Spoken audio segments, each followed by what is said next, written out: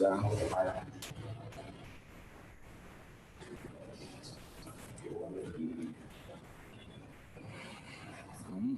okay. Good. Good afternoon, ladies and gentlemen. Welcome to our webinar today. Thank you very much for making time to join us. We'll go right into it. Ideally, what you want to do is to have a full discussion about the future of court orders as a tool for the protection of the right to adequate housing. Our panel is very rich today. As we get into it, we have Samuel Orlando, who is the ED of Pamoja Trust, joining us in. But right before we get into that, I'd like to invite Hashi to give us a welcome note, as well as just to guide the discussion in terms of the intended objectives and what we intend to engage in and achieve today, and give a brief background of the same. Welcome, Hashi.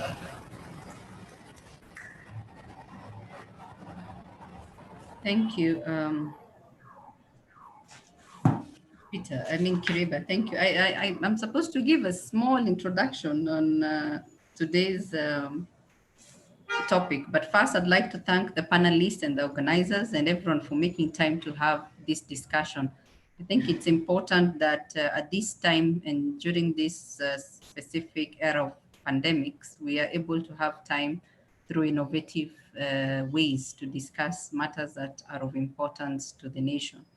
And as Haki Jamii, economic and social cultural rights is at the core of Haki Jamii. It is the DNA of Haki Jamii, and Haki Jamii felt it necessary to have this conversation around disobedience of court orders and its impact on the right to adequate housing for us as a nation. So today, it's quite a rich discussion. I'll leave a lot to be discussed by the panelists and myself.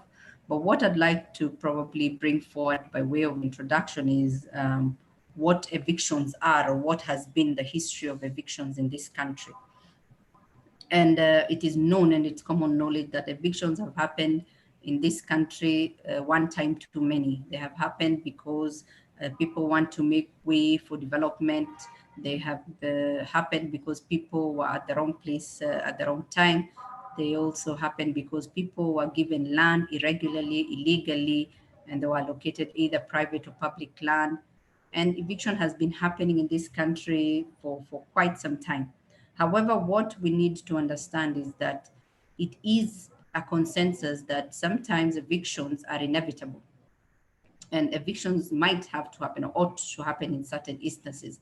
But what I think is at the core of civil society and human rights activists is that even when eviction is inevitable, it must be done within certain parameters. And those parameters is what we really need to focus on, because it is common practice that eviction is done in both rural and urban areas, but it is often done in contravention of the constitution of different countries, including Kenya's constitution and international human rights instrument.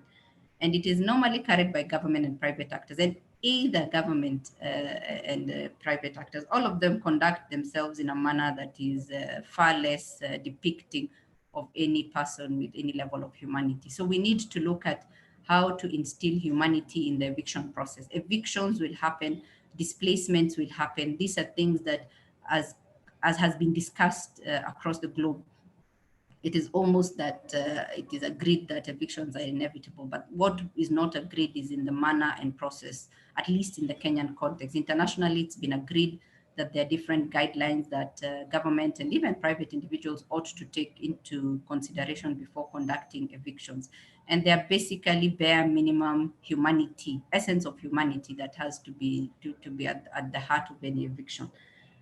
So there's that essence of eviction, but there are many questions that we have to ask ourselves as panelists, of course, as people who will join in the discussion, is that if we agree then that evictions will happen, has happened, will happen, and continue to happen, then how then do we mitigate the procedures and processes in which the eviction is carried out? So the manner prior evictions, during eviction, and after evictions? How do we then try and look for a framework or a mitigating system where then we don't infringe on the basic human rights of the evictees by the people, be it private people or be it government, or now even be it community members, because we have the category of land that is community land. And evictions do happen on public land, private land, and community land. So how then do we find a system where it is carried out in a manner that is not in contravention with our Bill of Rights and basic tenets of humanity? So that's in essence what we need to discuss. And one of the issues that of course will come at the forefront is access to justice and access to court orders, and why court orders are not respected.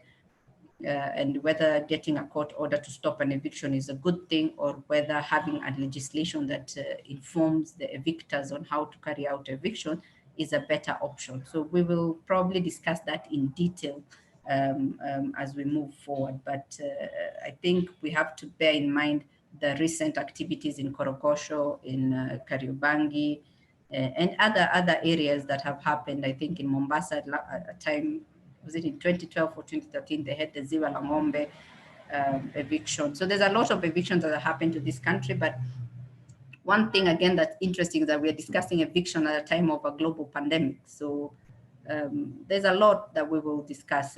Probably I have to issue a disclaimer that I sat in a task force in 2012 that was tasked with drafting two bills. One, the Community Land Bill, which is now the Community Land Act, and the other bill that we were supposed to draft, which we did, was the Eviction and Resettlement Procedure Bill of 2013, which, as you all know, has never seen the light of day. So we might even want to look at that bill and what was in that bill that was derived from consultation of the public, and what they wanted that bill to help them or to address certain issues. So in a nutshell, I think that is what we need to look at it. But then we also need to look at eviction in the context of security of tenure. So we have to look at eviction in the context of security of tenure and ask ourselves, how secure is the tenure in this country?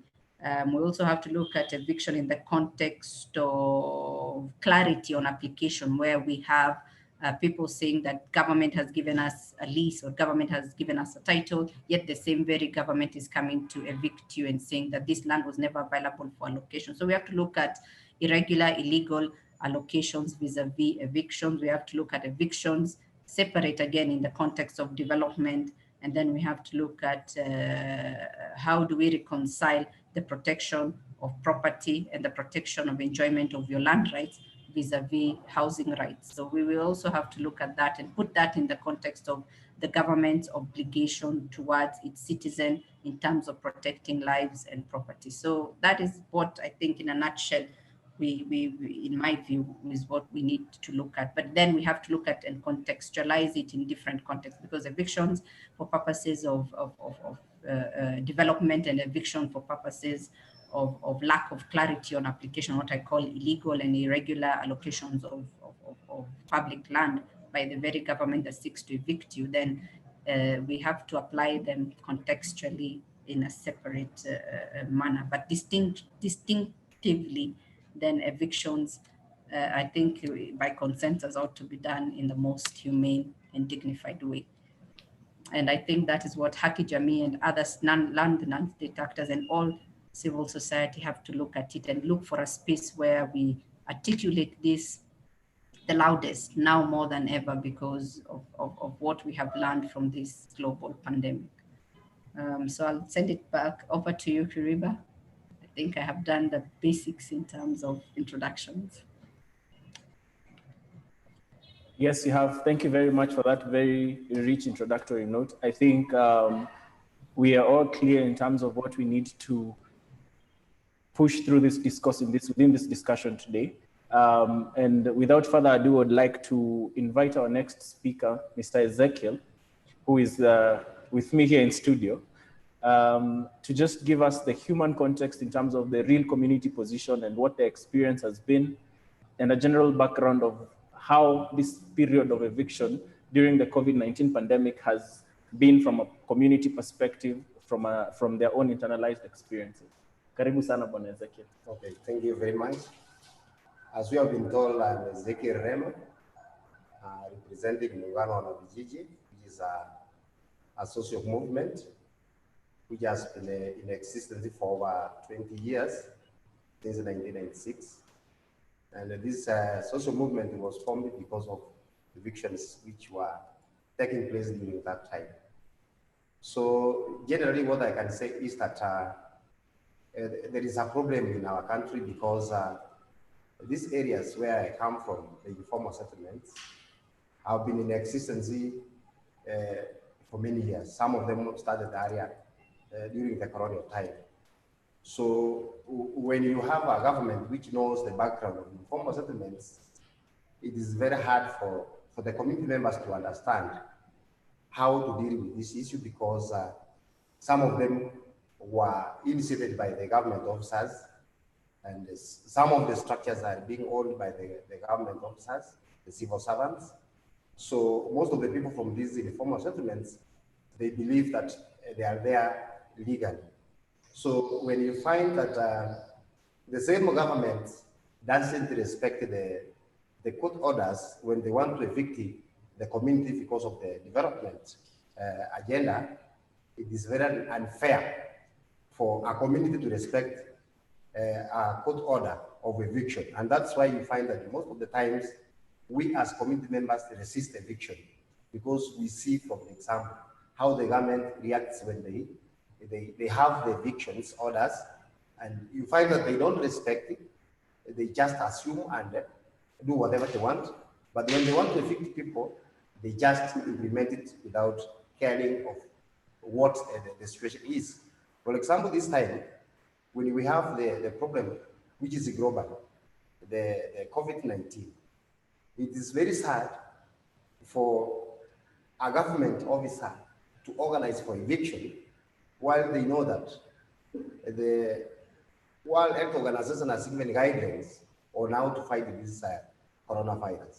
For example, people must have water, people must keep distance, social distance, of which now when you do eviction like Kariobangi and Ruai, automatically you break that, which means you expose people for that disease to take place. So then how do we protect the right of the people when we are telling people that they must be in the house as from 7 p.m. and yet you displace people, you destroy their homes, you expose them to danger, whereby now they are not able to get where to hide themselves from curfew. To me, what I can say is that the civil society and the social movements must work hard to make sure that the government understands. For example, I was also in the committee of forming the formulation of the Eviction and Settlement Bill, which was started in 2006. By 2012, the bill was drafted and it was fine. But there was a lot of resistance from the rich people who were saying this Eviction and Settlement Bill was for the poor. So they started to fight it, and the process started again. So even now, I'm in the task force formulating the Kenya Slum Upgrading and Prevention Bill, which also talks about evictions. It has a procedure on how to evict people from the land. So there is no way we can formulate policies and bills which we cannot respect. And yet we know that dealing with this problem of informal settlements or people occupying people's land, it is started by the government itself. So the government must have a good example respecting the court orders of stopping people from eviction, so that now it helps people to understand. Because our work has been struggling to make sure that the government understands the background. If they understand the background, then why do you violate people's rights? It is very unfair for us to fight coronavirus and also to expose other people to danger of maybe making them die the way they never expected. So the government must respect the human rights. There is no way you can carry eviction during this global pandemic. To me, that's what I can see, because now people are looking for food. Many of them have lost their jobs. They are indoors. People are told to be indoors. So how will these people survive if you destroy their source of income? Because in most slums areas, we have small businesses around the villages. So when you go there with eviction, automatically you kill everything. You destroy all the resources. You will destroy all the basic services within the informal settlements. To me, I feel so sad when I see these things happening now. It was not an urgent issue.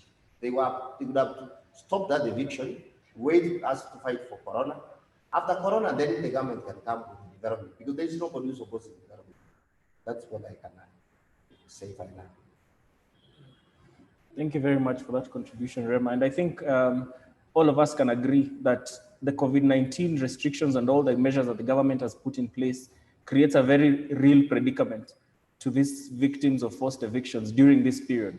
And I think one of the biggest risks is also that access to some of these social, economic, and health amenities has also been impeded. There's been a lot of change as far as the lifestyle and condition of living of these communities is concerned, for them to be put through such kind of treatment of forced eviction during this period. So I think that sets a very good tone for us in terms of understanding where we are at from the perspective of what is the human impact of this particular evictions during this particular current COVID-19 period. I'd like to invite the next speaker, who is going to be Cecilia Githaiga, who is a practitioner. She can also give us a brief introduction and then take us through the question of what are the conservatory, or what is the perspective of what is the impact of conservatory orders as a tool of protection of against forced evictions during this period, and what has been the real value of court orders. As Hashi had mentioned earlier, are they effective? Are they a good tool that we can use as a human rights defense avenue? And what has been the practice experience as far as these orders are concerned? Karibu sana, Cecilia. Thank you very much. And thank you everyone for inviting me. On my part, it's a very sad day in Kenya where we have to experience a pandemic and at the same time have issues of eviction of citizens of this country at a time where they actually need protection from the state. So in terms of conservatory orders, they are supposed to achieve exactly that, to moderate how public authorities interact with the citizens and how they execute their mandates. Conservatory orders exist within the realm of public law, and they assume a public interest nature. They're not like the private law orders, like an injunction where you ordinarily would go to court to seek preservation of, for example, property when you're claiming against another citizen. In this case, it's conservatory orders seek to ensure that the public interest is heard, and in this case, to make sure that the subject matter of the suit is not destroyed or interfered with pending hearing and determination of the matter. So when it comes to an issue like this one, eviction, you will find that there are certain things that the government is supposed to adhere to, and it depends on whether or not it's public land, community land, or private land. So in the case of public land, for example, the NLC is the body to watch because it is their mandate. Public land is their mandate. And so there are these processes that have been laid out under the amendments to the Land Act under section 152A. 152A, and they go all the way to I.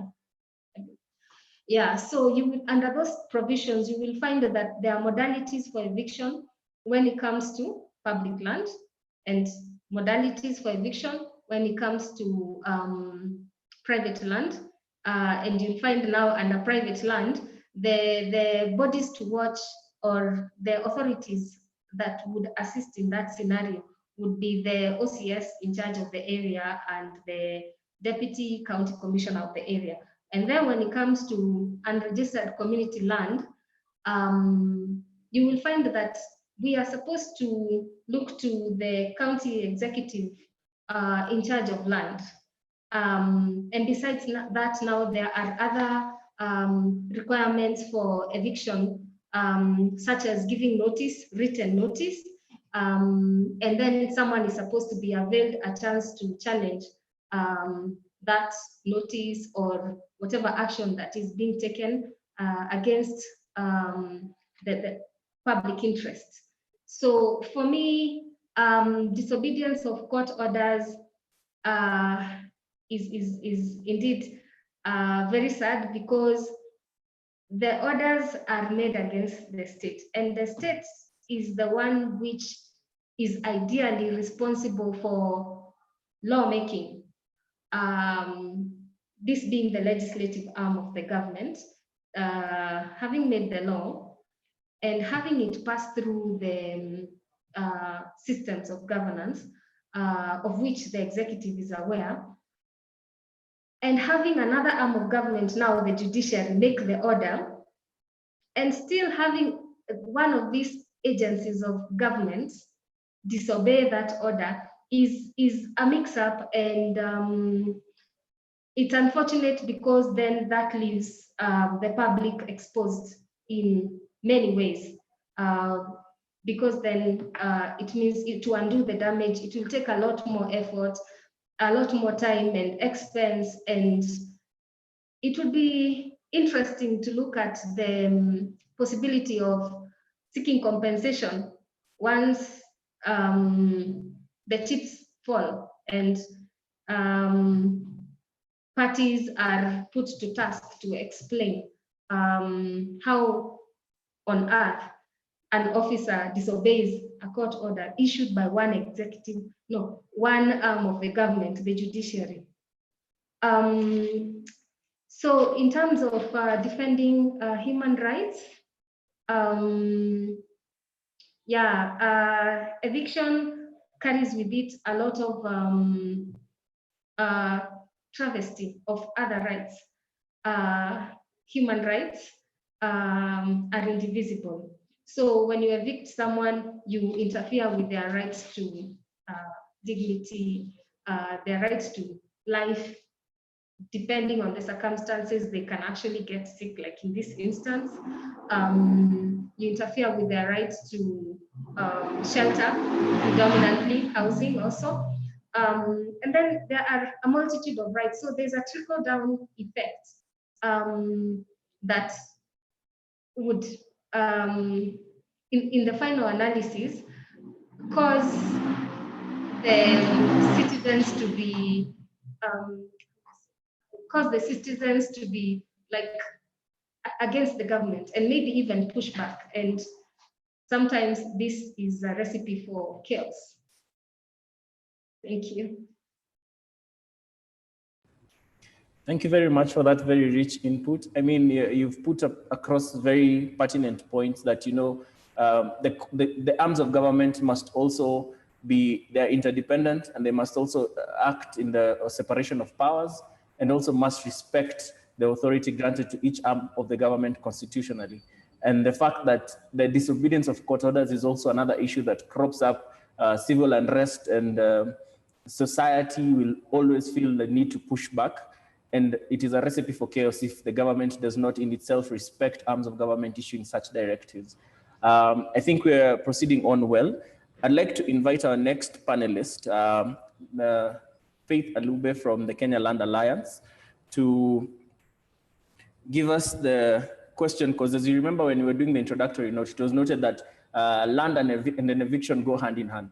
Can we try and just address the land question? We're talking about the question of encroachment, we're talking about wrongful allocation, double allocation. What are the issues around land that actually fuel the fire as far as forced eviction is concerned, and what can we do to address some of these issues? Welcome, Faith. Thank you very much. I really appreciate this opportunity. Indeed, the fact that the custodian of the rule of law is the one breaching the law is such a sad event. The government, as the custodian of the law, should always uphold the rule of law. And as we witness the ongoing evictions in low-income areas, it's important for us, even as a country, even those ones who don't live in low-income areas, to understand what is going on and what is the historical perspectives of these low-income areas. If we start historically, most low-income areas are a colonial legacy. During that time, skewed policies ensured that Kenyans or natives were put in low-income areas to give labor to the able, the politically correct, let me use that word, politically correct during that time. And such legacies have affected policy formulation up to date. We are witnessing permanent or temporary removal of affected families from low-income areas. We are witnessing removal of people, of affected families against their will from affected areas. We are witnessing politicization of allocation of land in low-income areas. So we start asking ourselves, should the government, even if it is a development-induced displacement, should it take place in a more humane way? Because we understand whatever is going on right now, what is the urgency? What is the government rushing to achieve? The previous, I think it's Remark who spoke about the exposure that they're exposing affected families. What is the urgency? Couldn't the government hold on until we have finished dealing with this pandemic? But back to the subject topic. The government has the right to respect, protect, and fulfill the right to housing. That is a given. So when we have court orders, just reminding the government to undertake its mandate, and the government completely ignoring court orders that are just a reminder, it's a sad event. So we understand that low-income areas, I don't want to call them slums, most city dwellers occupy low-income areas. And you get that the formation of these low-income areas can be accredited to widespread poverty, politically instigated civil disturbances, over-urbanization, shortages of decent low-income housing, inequalities caused by skewed policies that affects land ownership, and then lack of land and absence of tenure for urban poor. Tenure in simple terms just means right to ownership of land. So the right to ownership of land in low-income areas is very fluid. It is very politicized. You get that there are even instances where politically correct individuals are given prevalence over other people. You get that in other instances, the evictions are used as a political tool to pass a message like, you know, you didn't vote for us, so it's our time now to teach you something. You also get this poor urban planning. You get right now there are plans to replan. Let me use very basic, to replan, to try and replan the city. So the urban poor, vulnerable groups always suffer. So you get that, like in the Roy case, the reason for eviction is an infrastructural project. But you wonder, their procedures, how come they are not followed? An infrastructural project is not an emergency. So why can't the government just follow the rule of law? You get that there are instances where housing or land reclamation schemes also cause evictions in low-income areas. And since most of them are vulnerable, poor, their voices are rarely heard. So when you're talking about tenure rights in such areas, you get that we normally have perceived tenure approaches where there are people who've lived there from colonial era. They might not have a paper or a document to show that this is my land, but they've been there since time immemorial and they have entitlements. We have also customary tenure, like you can say the Nubians of Kibera. They've been there since time immemorial, and it is land that they were given by the colonial administration. And then there are people who have tenure rights that can be called occupancy. They've occupied the place like forever. These people, you cannot just wake up one day and tell them, you know, now you have to leave. When someone occupies a place for so long, there's the issue of adverse possession that comes into play. There are others that live under leaseholds. So you start asking yourself, if the government starts just to evict people arbitrarily like that, they're even breaching terms of some of these leases. And the issue of access to information to the vulnerable groups. Why can't they just share information and procedures as the law demands? They breach the law, they are taken to court, they breach the court order. So it's a very sad place to be. As I conclude, you didn't tell me how many minutes I have, Peter. So the tenure in such informal places are characterized by unequal access to land. In Swahili, we can say mwenye nguvu mpishe. They are characterized, the tenure issues are characterized by unsustainable land use. You get that since the tenure rights are fluid, what goes, goes. I remember some time ago they had to brutally evict people to create roads in the informal settlements. And then you get these inefficient land administration systems where we can refer to procedures and rules where this is what will happen in this low income area. And then insecurity of land tenure is the biggest, I can say, Achilles heel that the government normally base their evictions on. Like, this is government land, you've been occupying at the mercy of the government. So in terms of compensation, as the Wakili has spoken, you get that most of them are always just given for developments on the land. They are rarely given for surface rights. So lack of formal tenure security has over time worsened the social exclusion, because the vulnerable poor then they're excluded. They feel like they're treated like, okay, you're just there for a while. Once the government decides what they want to do with that land, you're no longer needed. So what is the way forward? Before I go to the way forward, the illegal land occupation not only discourages most of the occupants from investing in better quality housing. You get that most housing in these areas are temporal because there's always that insecure, that fear that tomorrow we will wake up to bulldozers destroying our homes. It is ironical that we expect that the vulnerable poor will always be protected by the system, protected by the government of the day, but they are always at the bottom of the pyramid, so to say. Their needs are rarely considered. But as I conclude, how can we address some of these issues? Like the Ruai case is a development-induced displacement. The IDP Act 2012 is very clear on what should be done in this displacement-induced development.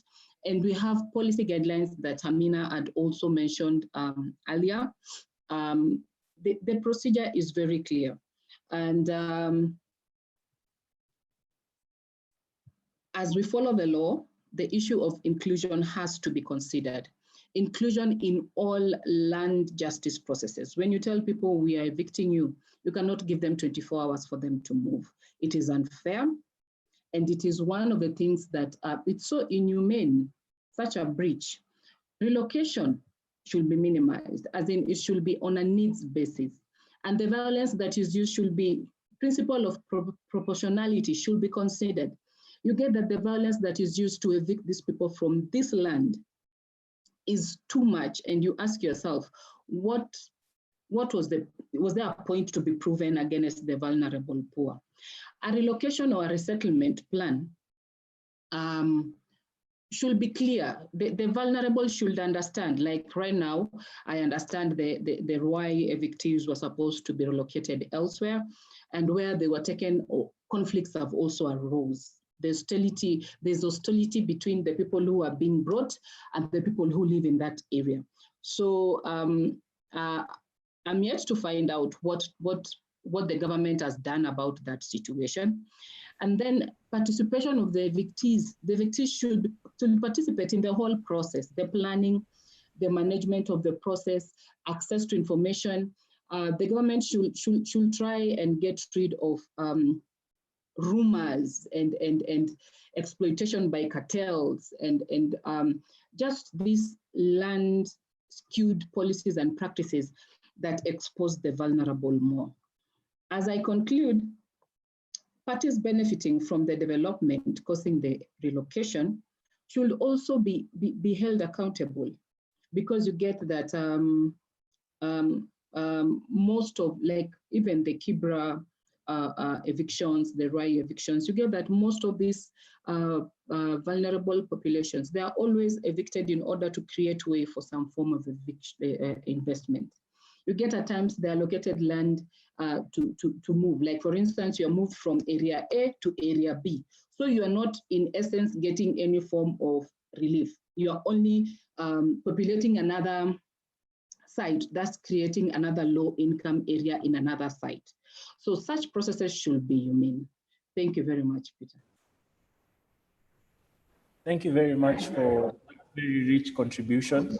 I mean, you've brought up very pertinent issues for discussion for the panel, and as we move forward, for the participants, I'll request that you keep posting your questions on the chat, and then we will take them one by one as we get into the plenary.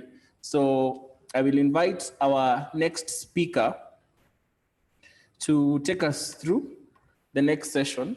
Mr. Sam Orlando is the Executive Director for Pamoja Trust. We've lost him on video, but we're hoping to get him soon. He will be just addressing the question of access to justice in relation to the right to housing, and how has the current COVID-19 pandemic, as vis-a-vis the eviction question, the Big Four agenda, what is the way forward for these vulnerable communities? What are the key steps that we need to actually be looking into taking? Because as the previous speaker has mentioned, we cannot be having a court order side by side with another process that will actually be seeking to enforce the same. So as a government obligation to obey the law, as the custodians of the law as well, how can we address the question of disobedience to court orders, specifically relating to the right to access to adequate housing? Mr. Orlando, welcome.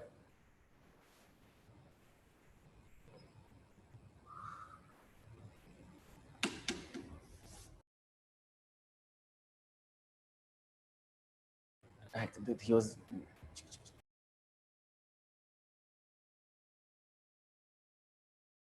After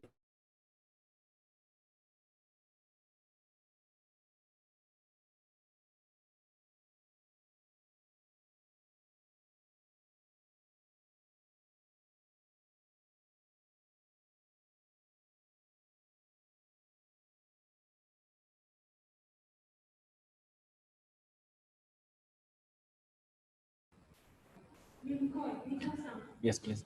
Unfortunately, we seem to be having a small technical issue with him. He's going to be joining us shortly. In the meantime, Dorcas has also joined us. She's one of our panelists who can also contribute to the discourse and just guide the discussion around the human rights perspective. What should the government do? What is the question? What are the questions of access to justice that have been ignored? How can we, as civil society actors, as community actors, as social movement proponents, how can we ensure that the right to adequate housing and protection of the sanctity of court orders is actually upheld moving forward? Karibu, Dorcas. Thank you so much. I'm glad to be here today. I work for Kituo cha Sheria. We are one of the organizations that get involved in public interest litigation. And it's so unfortunate that during this time of the COVID pandemic, we have had some evictions happening in Ruai and Kariobangi, as you have rightfully mentioned. However, I will not be able to dwell so much in that because as an organization, we are an interested party in that suit. So I'll try to refrain from talking about that. It's so unfortunate that during this time of the pandemic, like we have said, we have people being evicted. And as we have always known, land is usually an emotive issue, as we have always said. And the issue comes with regard to corruption, which I want to believe is the basis of all land injustices. I want to believe like it is corruption that brings about such issues. Where we have corruption, such issues are bound to happen, and it is because of this that you are having some infringements on human rights. As we have seen, every human being has a right, according to the Constitution, every citizen has a right to housing. We have a right to human dignity. And it's so unfortunate that during this time when the government is supposed to keep us safe, we have people who are being subjected to harm, who are being subjected to torture, psychological torture. It's so unfortunate for that. So I'd like to say like, and it's more or less very painful that it is happening at a time when the courts are being scaled down, when there is scaling down of activities at the court, in the courts. So as an organization, we are involved in such matters, public interest litigations with regard to such land issues.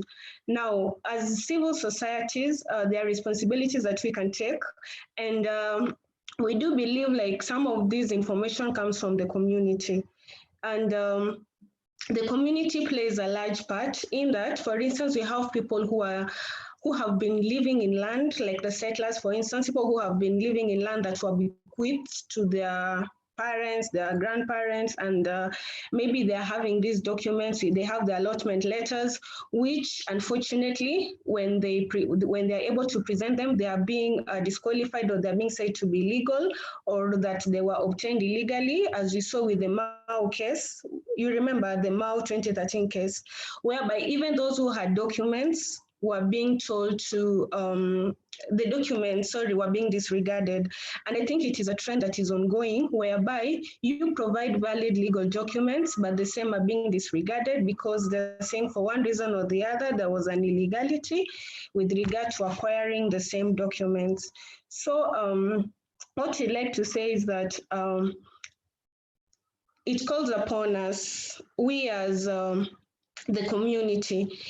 If you reside in a parcel of land, for instance, we have those who reside in settlement schemes and all these other areas. If you have a document with you and you are able to like go and verify, I usually say it is better to go and do a search on that particular document so that you are able to know the status of that particular parcel of land moving forward. The human rights violations that I can say have been hindered at this time, we have seen the right to human dignity because we are a human rights organization. We are a civil organizations, civil society organization, and we champion for the rights of human rights. It will be unfair for me not to mention some of the rights that are being violated during this time. Now, when evictions happen, we see the vulnerable being evicted, suffering as a result of that.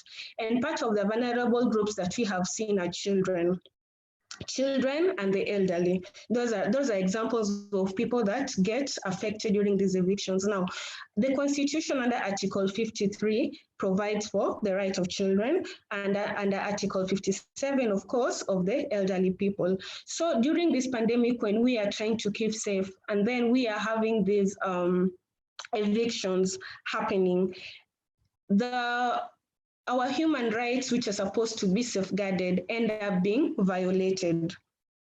Yeah, the rights of these children, of these families, they are being violated at a time when we are being told to keep safe. We are being told to stay at home and work, stay at home and do your things. But now they cannot be able to do that because their houses have been demolished. So they end up also suffering from psychological torture, because it's also say it impacts them psychologically. They are not able to they are not able to fend for themselves. They're not able to go out and look for work because they have nowhere else to go or a home, somewhere to come to being a home. So I'd say, like, as a community, I think it is good for human rights defenders who are also community champions to be able to maybe highlight some of these cases that they may have, because I know as a civil society we have subgroups, or we have different subgroups in every society whereby we deal with some issues. Like, for instance, if we have land issues, we have a group that deals with such issues. So I think, like, where we have these things happening, we should have a multi-sectoral approach whereby we involve the civil society and we also involve the citizens themselves, those who are affected by such violations. And then, of course, as we are aware, with regard to the guidelines on evictions, we have been using the UN guidelines for evictions, which sadly are not being followed, because as we have seen in previous cases, whereby people are being evicted either with court orders or without court orders. And those that are evicted without court orders, we know that we have the right to information, whereby before you get evicted, there are rights that you're supposed to be informed. There's a procedure that has been laid down. So we have seen that some of these rights have also been contravened, whereby evictions are being done without the communities being able to be informed. Some of them say they're ignorant, they have never been told. Now, as a community or as the government, when they want to do the evictions, they usually call the members of the community or the affected people. They're usually called, and then they are supposed to be told of to be engaged in what is happening. Like, before you are evicted from your parcel of land, they are usually given they usually form a sitting whereby they informed of the procedure or the processes of what is going to happen with regard to compensation, with regard to the way forward, if you're going to be given with relocation, and such other things. So whereby evictions happen without the community being given that information, it also hinders their right to information, or so they're not able to, like, know what is happening. And as a result, we see what has been happening with the ambush, the different ambush that has been happening all over. Yeah, and then, of course, like we had said, where the government wants to take a parcel of land either for development, we have already said there are procedures that have been put in place. Where there's compulsory acquisition, we have already said there are steps and there are processes that need to be followed, compensation, and all these other things that I think Faith had alluded to, which I don't want to repeat. So the processes that need to be followed, I'd call upon the courts maybe to just uphold the rule of law, because we are a country under Article 10 of our constitutions, under the national principles and values.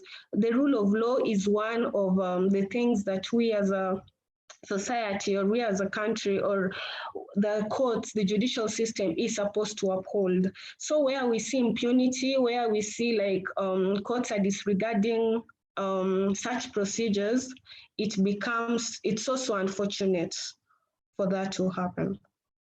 Yeah. Thank you very much, Dorcas. I mean, both speakers have brought to light some very pertinent issues. The question of how effective is the compensation model? What is the public participation value in this process of making the determination for whether or not the forced eviction will be occurring? And further, how can we address the question of respect to authority, respect to the judicial process, upholding the sanctity of access to justice? Because at the end of the day, there's no value of having courts if the orders are not going to be implemented and respected. I am appreciating a lot of questions coming in through the chat. I think we're going to have a very rich plenary. But as my co-panelists had also mentioned, that it's a question of eviction in informal settlements. And when you're talking about demolition, you're demolishing livelihoods. And the previous speaker has put it very clearly. They're telling people to stay at home, yet they have no homes to stay in. You've actually put them at a high risk area, because you're talking about children and the elderly, who are actually very vulnerable as far as this COVID-19 period is concerned. So thank you very much for that very rich input, Dorcas and Faith. We've finally been able to get our next speaker back. as I'd mentioned, is going to be addressing the questions of forced evictions and the right to access to justice, and how are all these other interlying questions building into the discussion of ensuring that we prevent the further recurrence of forced eviction and procedural demolitions. How is the Big Four agenda fitting into this question and into this discussion? What is the government actually, we're talking about slum upgrading. What is the value of that to the urban poor? What is the value of the victims, the real victims of forced evictions? And Faith has actually brought up a very interesting dimension on the question of the security of tenure in informal settlements. How can we moving forward? What are the few things that we can do as actors in this sector to ensure that we protect tenure in informal settlements? So without further ado, I welcome Mr. Samuel Orlando, who is the Executive Director of Mojit Trust, to take us through the next session. Good afternoon, Keriba, and good afternoon, fellow panelists.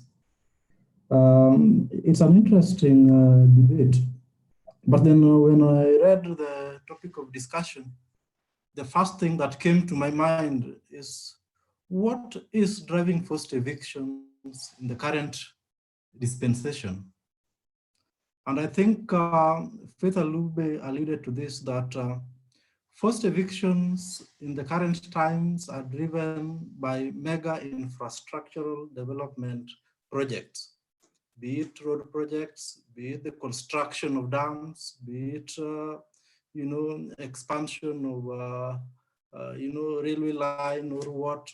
Those are the things that are primarily causing forced evictions. Our colleague Cecilia has taken us through what is in the Land Laws Amendment Act of 2016, what the Constitution provides in terms of procedures.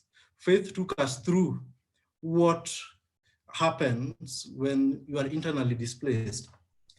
But then, what are the processes that should precede an infrastructural development project? For instance, the Kariobangi case. We should have seen the environmental impact assessment report of the proposed sewerage line. And what will have the environmental and social impact assessment report evidence? The impact that this proposed project was going to have on the residents of Kariobangi and Ruai.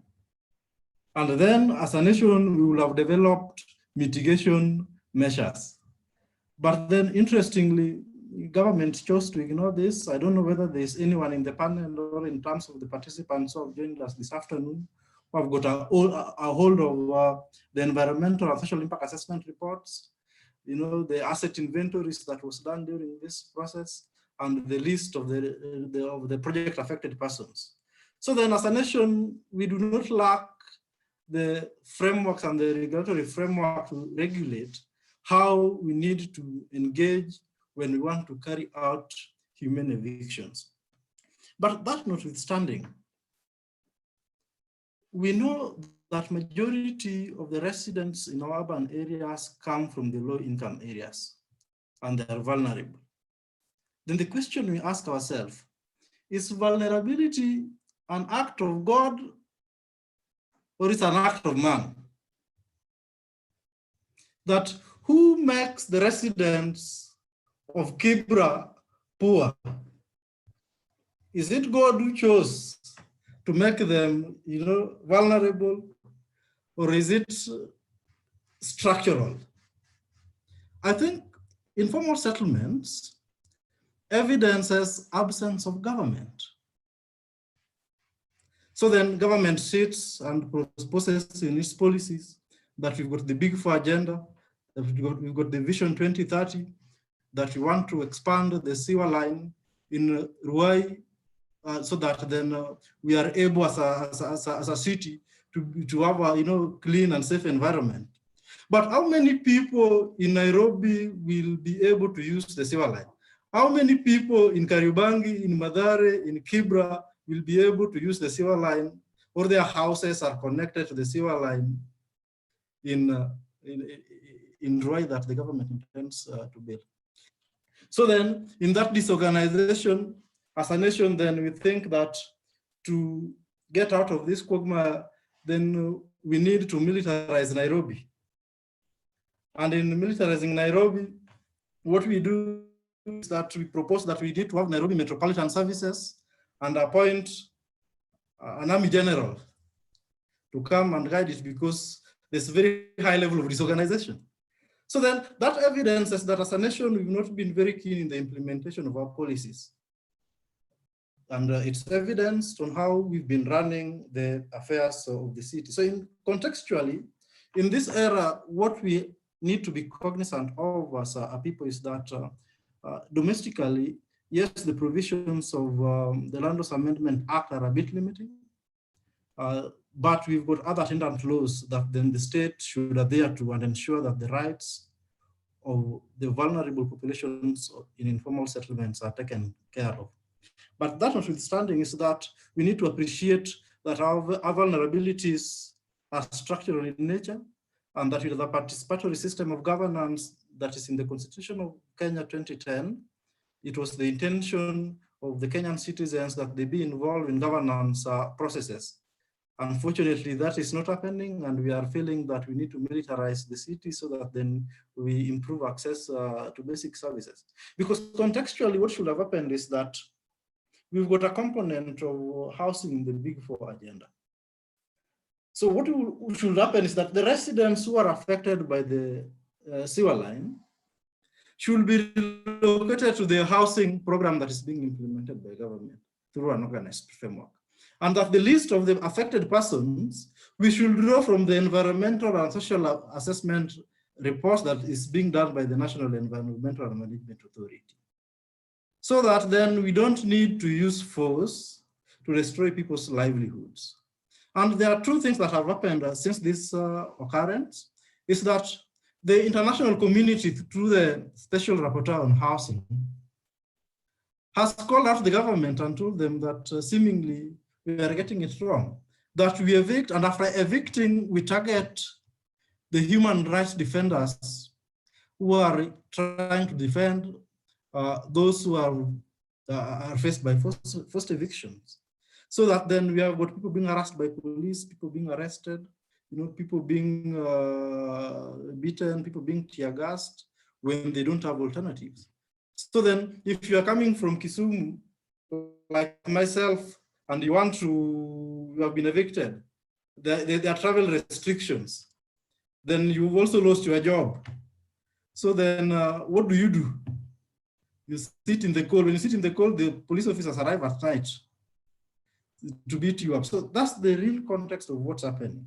So then there's only one response to this, that from a policy perspective, government is confused.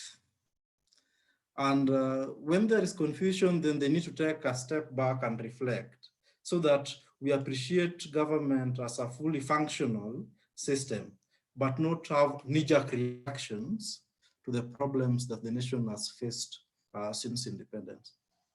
Thank you, Kiriba. I mean, we started on a very interesting note.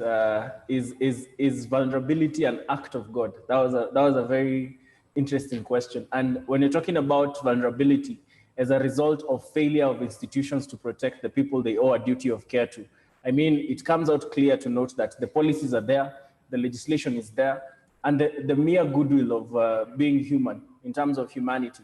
And as Rema rightly put it, there was no urgency, there was no emergency, there was nothing that required the urgent reaction by the state at this particular time.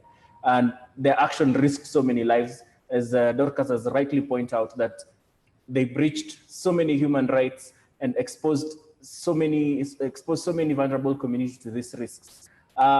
There's been some questions streaming in as we've been proceeding, and I will throw each question to the specific speaker. And the first one will go to Hashi, where the question is, why are court orders not respected?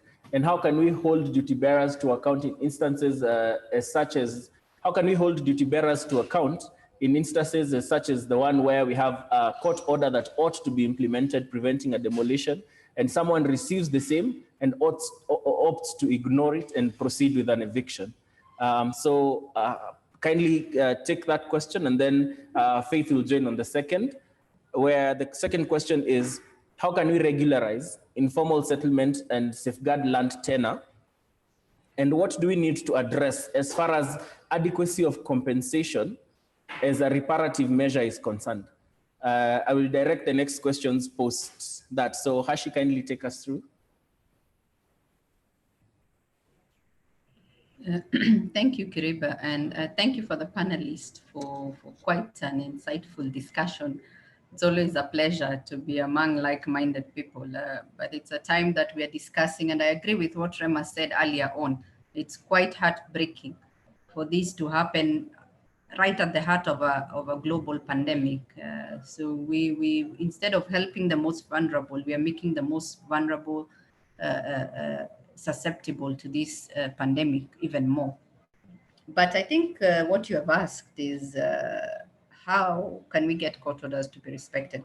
I think that goes to the issue of one of the guiding principles of that was issued by the Committee on Economic, Social and Cultural Rights on the issue of eviction is the provision of legal remedies. And one of the legal remedies that were provided for were court orders. I was looking at the Kariobangi Farmers Sewerage Self-Help Group court order, and I just couldn't even put my head around it because a judge sat on a Sunday on 3rd of May with permission from the Chief Justice. So it meant that this matter was of importance.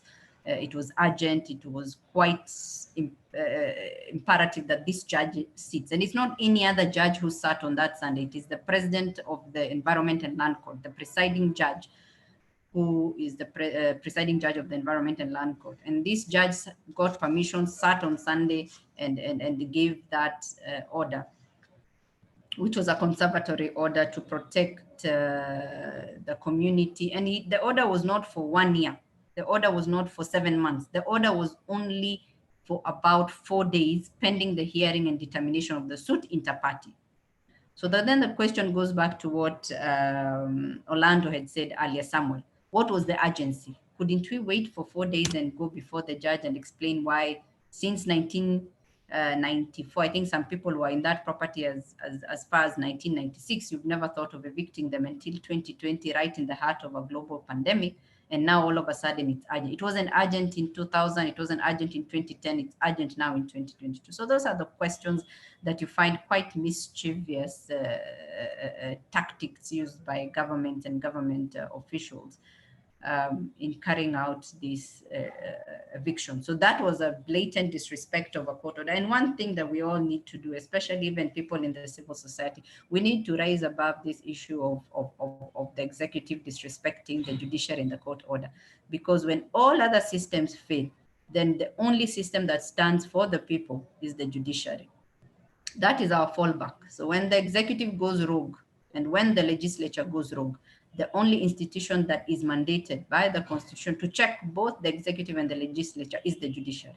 So when the judiciary and the judiciary order and authority is being treated to this kind of Macbeth, and there's a lot of silence within different quarters, we really need to amplify our voices and say what needs to be said, which is unacceptable.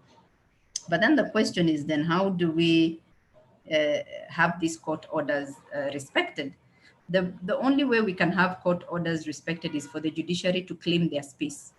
The judiciary needs to claim their space and know that they are one of the three arms of government. It is not a subsector of the executive. It is not a subsector of the legislature. It is an independent arm of the government with the president of the Supreme Court sitting as the head. So the judiciary in itself has to reclaim its space. The judiciary needs to send a very clear message to anybody, any government official, any citizen of this country, that court orders are not for you to respect or obey because you want to or you just don't feel like. It is a matter of utmost obedience to the administration of justice and to the rule of law. So if you don't obey court orders, then you can't go back to the very same court and seek to get redress in one way or another. And one way that I have always thought that we can make the court, in my view, reclaim its space is that when the court issued the court order was served. to various government officials, including the police, Kariobangi Police, Pangani, Principal Secretary, Water and Sanitation, other than holding this officer in direct contempt of the court order. I think the court can go ahead and fine them significant amount of money just to send a clear message that you can't disobey court orders and go away with it. Another issue we also need to look at is the contractor who went and started putting walls around Kariobangi. That one should have been served with a court order, and that one should have been sent straight to the courts for him to answer why a valid court order was served against his principal or the person who hired him to do the wall, and he went ahead and, because the action of the agent is as the action of the principal trickles down to the actions of the agent. So there must be a way that the judiciary sends a message that that the executive cannot go wrong. And the problem is that we can only, even as lawyers, we can only go and present our case the best, get court orders, but we have seen a surge of decline in terms of how the judicial space has shrunk in terms of judicial activism. I want to give you a journey in 2013 where we had two major evictions. One was the Mitubel Society around Wilson. That matter was before Justice Mombi Gugi, and we had another one, which was the Railway Pension Board. I think it was in Muthurwa Estate, before Justice Lenaola. And if you look at those rulings of judgments issued by both Justice Lenaola, I don't know if for Justice Lenaola was overturned, but I know the one for Justice Ngugi was overturned in 2016 by the Court of Appeal on a technicality. If you look at how those judges drafted those judgments, it was a very, very clear win in terms of how procedures are to be followed in terms of eviction. And what the judges were saying was very clear. You cannot evict people in an inhumane way. Even where we don't have in our local jurisdiction framework for evictions, then our fallback position is eviction by way of complying with international standards and international guidelines. And in both cases, the judges made it very clear that they gave the Attorney General between 60 and 90 days to come up with a policy on forced eviction and demolitions. Of course, that I don't know if it has ever happened. To the best of my knowledge, which I can be corrected, I don't think has ever happened. So it's a way that the courts need to reclaim this space. And what we need to do as members of the public and members of the private sector, civil society, is to protect the judicial space. We need to support the courts. We need to protect the judicial space. We need to speak out, because if we don't protect the judicial space and we don't speak out, then we will lose an avenue that is meant to check the executive and the legislature, especially now more than ever, when we have certain officers going rogue and not respecting court order. It's unforgivable when you see a government officer. And remember, the government's primary role is to protect lives. Second, it's to protect property. So when you have a government officer saying the government's role is to protect lives and property, then you would assume that protecting lives would entail the halting of that eviction, at least till a certain timeline when we have sailed through, or if we will sail through this global pandemic. In the alternate, if you really and must put a wall and take the land, which you never took about 30 years down the line, now all of a sudden it is urgent, then the least you could do is to try and find a way where you can, what they normally call a halfway home for these people. It's not a home, you're not rewarding them for being in your land illegally. They are occupiers. Of course, you will not call them occupiers in good faith. You'll call them squatting, which is a very bad word that we don't use anymore in our constitution. So they are occupiers in your land, whether they occupied it in good faith or bad faith. The basic tenets of protection of life and human dignity is to ensure that of the 9 acres, you could isolate a small 1 acre, put them there temporarily, give them a notice, let them rearrange their logistics and probably live in a dignified way. I don't, and I agree with Samuel and I agree with all the speakers, I don't see the urgency, or I didn't see the urgency and the need to build the wall and kick those people right at the heart of a global pandemic in the manner that happened, and especially during the subsistence of the court order. So the question is not even about coronavirus, COVID-19. It's not, it's about during the subsistence of a court order. So you underline that part, during subsistence of a court order. So if we can do this and we have a court order, then we ask ourselves that we are in a very sad state of affairs as a nation, and genuinely, as members of the legal profession myself, we need to come out very clear and protect the dignity and the respect of the court, because truly, it is the only arm of government, if you look at it, that is mandated to check both the executive excesses in the executive and the legislature. And now we have seen this is direct excesses in the executive. There must have been someone there. But the best way to ensure that court orders are respected, I think, is for the people not to lose hope, to go back to the very court and ensure that that court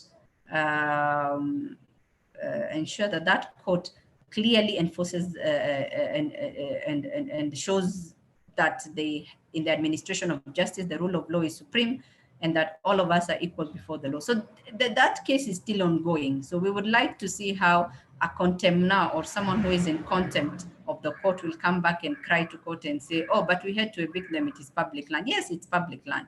But then what then have you done in terms of mitigating the issue? The other issue I also want to raise, and maybe this is to the people who in the civil society, probably as ourselves, we assist in terms of offering legal assistance to some of these communities. Let us also be very apt in how we draft our petitions. If you look at some of the petitions that are drafted before this court, remember, a court can only grant you what you have prayed for. If you don't pray for certain orders, then later on, you find a court saying that I want to grant the order, but you have not prayed for it. That is judicial activism, and it's good, but sometimes it can be overturned, as was in the case of Mitubel in Wilson, where Justice Mombi gave an order saying that within 60 days, the AG should come, Attorney General should come and give a clear policy framework for eviction and demolition.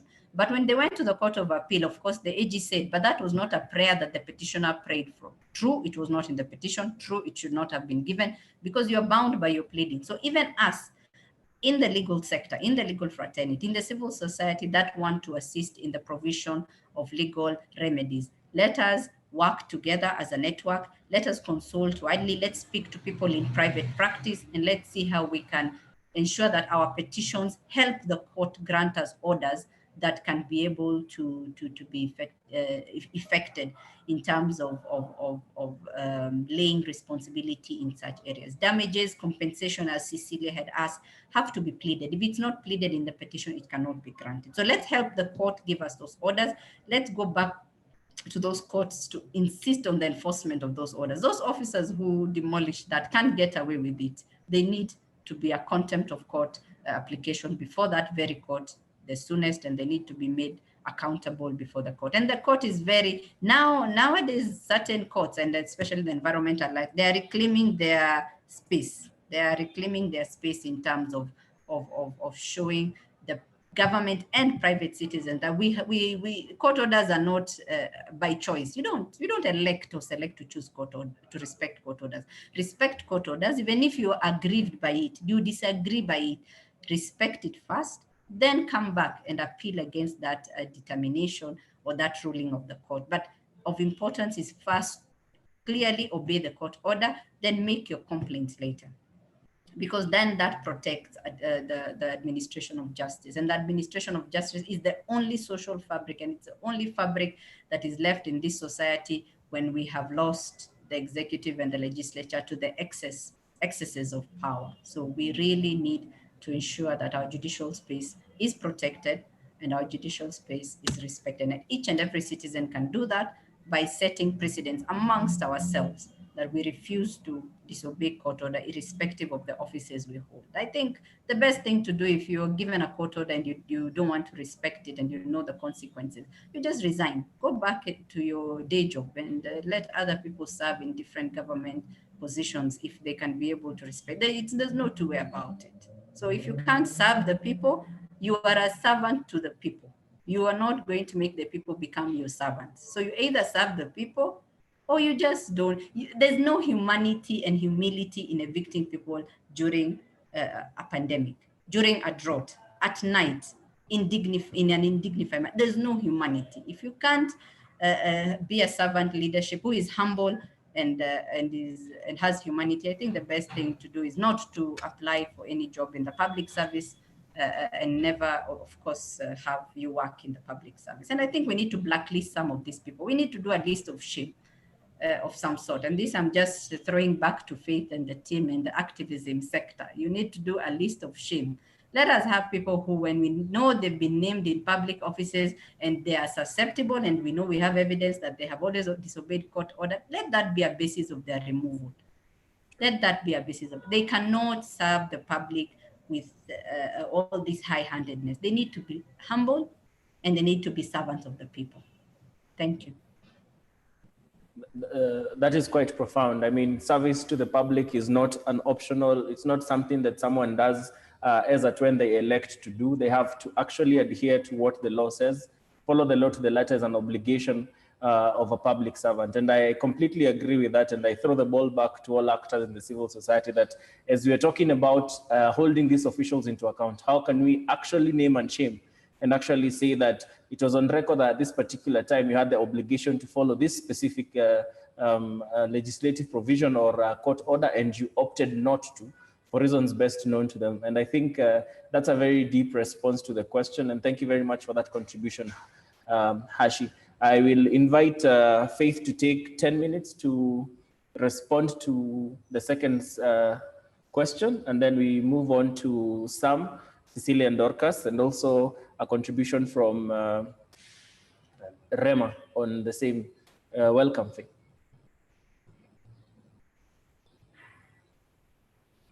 Kindly unmute your mic, Faith. Okay. You can hear me now? Yes, you can. Proceed. What I'd like to point out is that in the regularization of tenure in the low-income areas, there are so many dichotomies. You get that there are areas that were freehold. Areas like Kawangware, Kangemi, Ruta, those ones were freehold, and most of the buildings there were built by full knowledge of the government. Back then it was the municipal council or the city, and everybody knew what was going on there. You get that there are areas that are held communally, like I pointed out, like Kibera, where there are Nubians who were given land by the colonial administration. You get that there are areas that are held, I'm talking about tenure, right? Types of tenure. You get that there are areas that are held under public utility, where people always just live there at the mercy of the government. It's yet to be finished. The planning is yet to be done. The problem is that the evictions are never humane because they're just sudden and out of the blues. There are areas that are held under leaseholds. So these areas, the leases themselves are not even public documents. You cannot even like attempt to find out the terms and conditions from the onset. And you get some of these people live in those areas in an occupancy arrangement where we are living here. We do not know the terms and conditions that apply. Then the government just wakes up one morning and remembers, oh, that land was supposed to be a sewer system. So there's an urgency right now because we've gotten a donor to do this and that. So when you look at it like that, the communities or the affected families, they are underdogs already from the onset. The system is skewed against them. And you get the system is skewed because at times there is the issue of multiplicity of laws that affect a certain issue. And I'd give an example. Like for instance, when you talk about compensation, there's this act that was passed last year, the Land Index Value Act. This law, in essence, provides, as in amends other laws that have to do with compensation without necessarily involving the communities that will ever be affected by compensation issues. Communities never participated. It's an unconstitutional law. And then the issue of the role demarcation between NLC and the ministry. Right now, as we speak, there are 9 regulations that the Ministry of Lands is amending. These regulations affect compensation regimes, valuation processes, resettlement processes. And right now, as I'm speaking to you, there are people who have been put together, and that is the public participation process. The affected person, Pale Mashinani, at the local level would never understand how these regulations would affect them in the long run. So as we talk about regularization of some of these tenure security issues, and we speak about compensation, we should be alive to the fact that there is limited access to information. There's multiplicity of laws that are a challenge for lay people to understand. There's the issue of layers of instruments that can be applied. When you talk about international instruments that Kenya adheres to, regional instruments that we always support, there's the gap between policy and practice that as non-state actors we always point out. And then there's the issue of just selective inclusion. You know, like you have 100 affected families, but you call 10, maybe a chief and his relatives, and you call that inclusion and you call that participation.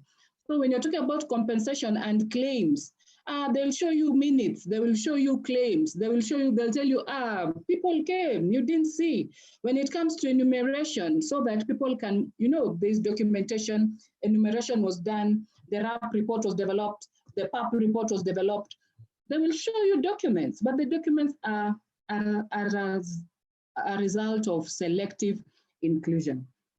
As I conclude, we should ask ourselves, the slum upgrading exercise, it's in whose benefits? Because we've had stories of absentee landlords. So this slum upgrading is benefiting the politically correct people who are in the system rather than benefiting the vulnerable poor to improve their right to housing, their right to dignity, their right to water and sanitation, their right to freedom of association. All these rights are being breached by skewed, systematic policies that we need to start highlighting right now. As a way forward, I'd say a multi-sectorial, a multidisciplinary approach would really go a long way, because me as an activist, lawyer activist, I am limited to law and advocacy.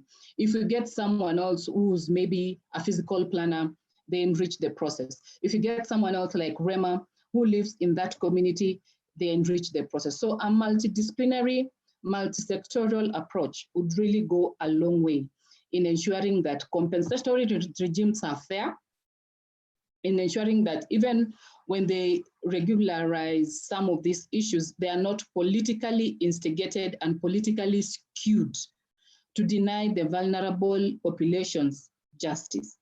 Thank you very much, Peter.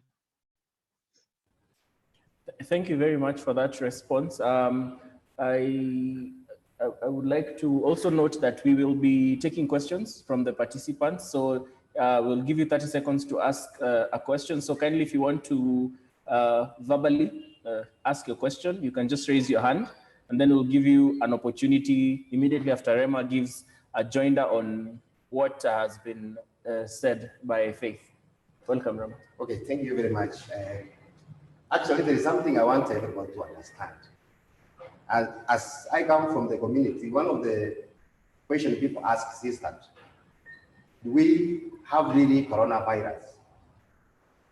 If there is coronavirus, then how come that the government can demolish houses of thousands of people to become homeless while we are fighting corona? So it is very easy for that question to make people feel that there is no corona. If there is corona, then the government cannot organize for eviction. The other thing I want everybody to understand is that, as Faith has said on the regularization of the informal settlement, one of the biggest challenges is that there is that problem which has been there for many years, lack of affordable houses for the urban poor. So when you create room for the rich people to put up structures as their source of income, then automatically it becomes a challenge when dealing with the informal settlements. For example, when you go to Mukuru, you will find that most of the structures are owned by the rich people who makes a lot of money. So when you do eviction, you find that more than 20,000 people are evicted from structures which are owned by maybe 20 people. So that's why you find that eviction is very easy to curb in those areas, because most of the people who are tenants, they will never fight for their rights because they know the structure owners have been benefiting from those houses, so it is their time to protect their rights. So when we are talking about the regularization of those informal settlements, we must understand who is the beneficiaries. Because we cannot formalize an informal settlement for 20 people to do big houses and evict the big number of people who are not able to pay a house rent of 2,000 shillings. And that's why you find that most of the people in the urban areas, they go to these informal areas where they can afford, because most of them, it is that their income is less than 20,000. So it is about the government to use this opportunity of Big Four agenda, the slum upgrading programs, to do housing production, which will now discourage these structure owners to enjoy the source of income from the poor houses. So to me, what I already see is that those areas where we have more structure owners, it is easy to resist eviction. Like, for example, in South Africa, to formalize an informal settlement is very easy because they don't allow people to do business on structure only. When you put up a structure, it is because you are homeless in the urban areas. So the government allows people to have structures, and when they want to do upgrading, it is easy to do upgrading because they upgrade houses for the poor, not for the rich people to come and acquire those houses and continue renting the poor. So this issue of regularization, the government must take it very serious by doing mass housing production, which are for the poor. The other issue which I think we should also consider is that if the houses are being built for the urban poor, how should they participate? Because we have seen this slum upgrading program whereby houses are put up. After the completion of the houses, those beneficiaries who are enumerated and were targeted for the program, they become displaced. So instead of reducing slums, you create more slums because of the poor planning. So to us, as civil society, we should make sure that our advocacy, lobbying the government institution is that the only way to solve the problem is the government to allocate more funds to housing programs in every county, not only in Nairobi, in every county. So that now we have houses which are ready for the migrants from rural areas. But because there is a lot of forces from private developers who use that advantage to put more houses, they oppose always allocation of money to the houses of the urban poor. So you find that these people, they are the people who are guiding the government. They are the advisors in those boards. But they have private companies doing housing productions. So they always make sure that these programs will never succeed because they know their business is not going to be. So the government must be very keen in order to solve the problem of slums. They must be very serious on funding allocation, putting policies which are respected and which are implemented. Thank you very much for that contribution. And he brings in a very interesting perspective when you're addressing the question of compensation and reparation.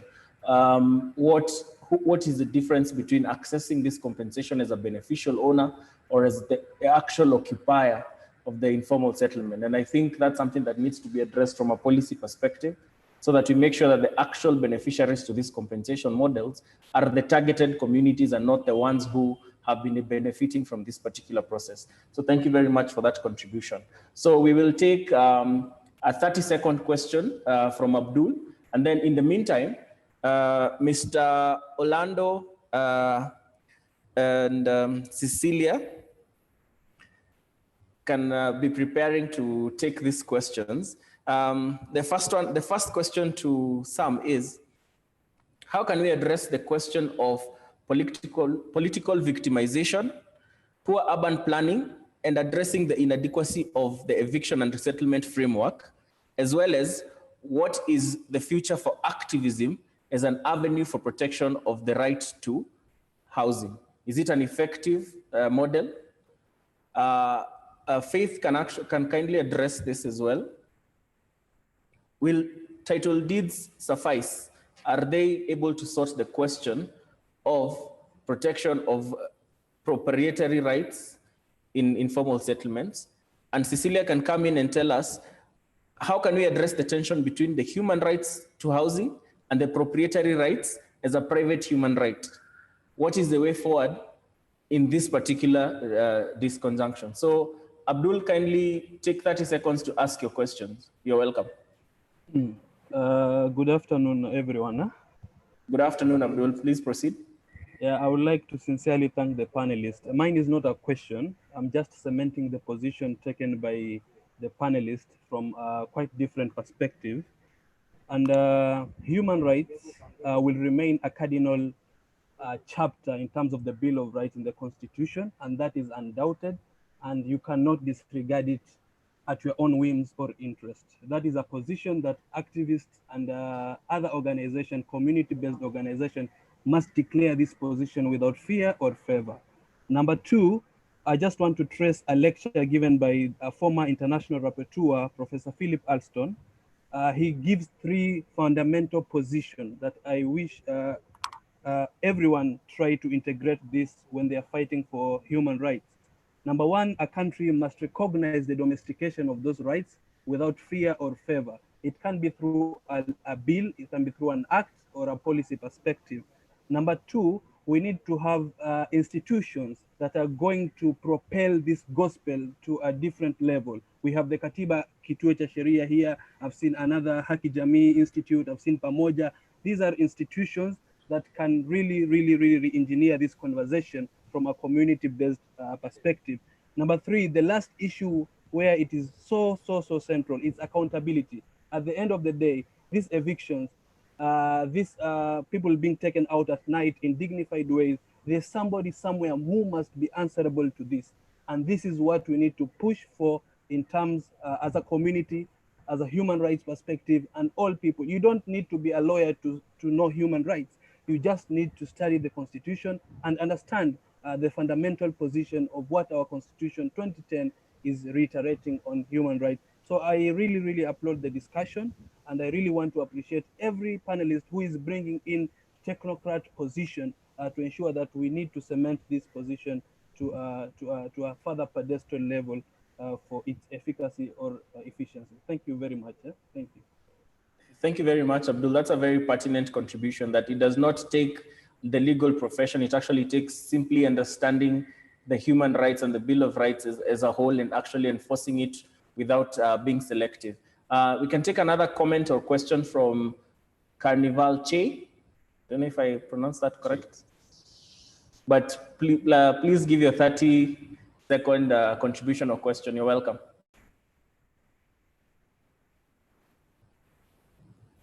You may mute the other way around.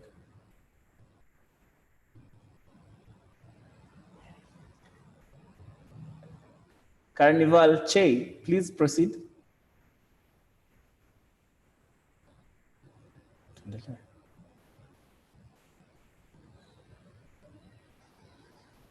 We seem to have lost that connection. So let me welcome Cecilia to just give a commentary on that tension between proprietary rights, the question of the right to adequate housing, and private rights, and this social economic rights that has an overriding conflict. What is the way forward as far as that is concerned? Because human rights are all inalienable and they are read jointly.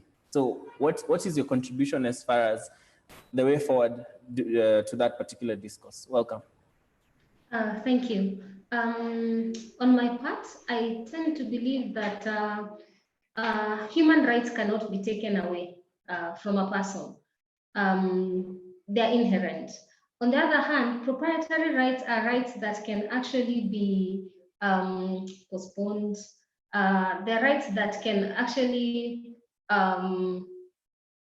don't have to interfere with human rights. They can be kept on hold in the interest of human rights. So for me, I don't see why, like in the case of evictions, we would have breaches of human rights just because people wish to pursue proprietary rights.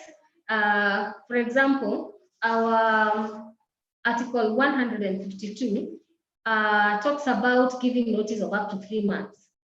Giving notice of up to 3 months is enough time, maybe not in all cases, but at least for some people, it is some time to give people to rearrange and relocate and collect their belongings and do what they must do to have an ordinary life elsewhere. But when you put proprietary rights ahead of human rights, we will have a scenario like the one we are having now, and it's simply not acceptable. So for me, I think we should actually prioritize human rights as opposed to proprietary rights, always, such that even the policies that we are making should recognize the human rights to life, to dignity, and others as rights that should be considered in priority to those others. Not that the intention is to take away other people's proprietary rights, but that the intention would be to postpone them, even if it's for a little while, so that we can allow human rights to flourish and continue, so that we do not have a situation where we are always derogating other people's rights in the interest of property. So I think for human rights lawyers and for civil society, we actually need to push the judiciary, just like Amina said, to take its place and reclaim its position as the arm of government responsible for checking the legislature and the executive to prevent excesses. If I may, I would also like to mention that when addressing these issues of human rights, proprietary rights, etc., like in the case of the EIS that Orlando was talking about, there is a requirement for someone to do an EIA right. But even in the process of undertaking an EIA, there is a general responsibility on government officers or the people who are reviewing these reports to literally go to the ground and see whether what is on the ground is what is presented on paper, so that some of these issues we are dealing with, like the issue of requiring a resettlement action plan or requiring a project developer to say how they intend to deal with the people on the land if they are not want to use the word, if they are illegally on the land, they should explain to the authority how they intend to deal with those people before they bring the project.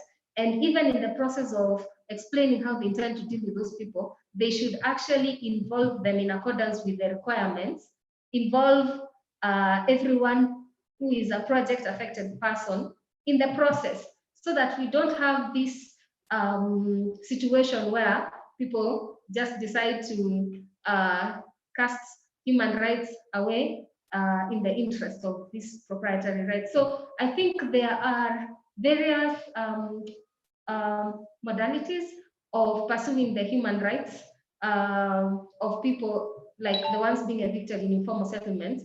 There's a judiciary, and then there's the administrative bodies within organizations. Like in the case of NEMA, there's you can appeal, you can write to NEMA and complain. If that doesn't yield any results, you can go to the National Environment Tribunal. Now that's it becomes an issue of an EIA that failed to take into account a specific issue, for example, like proper public participation.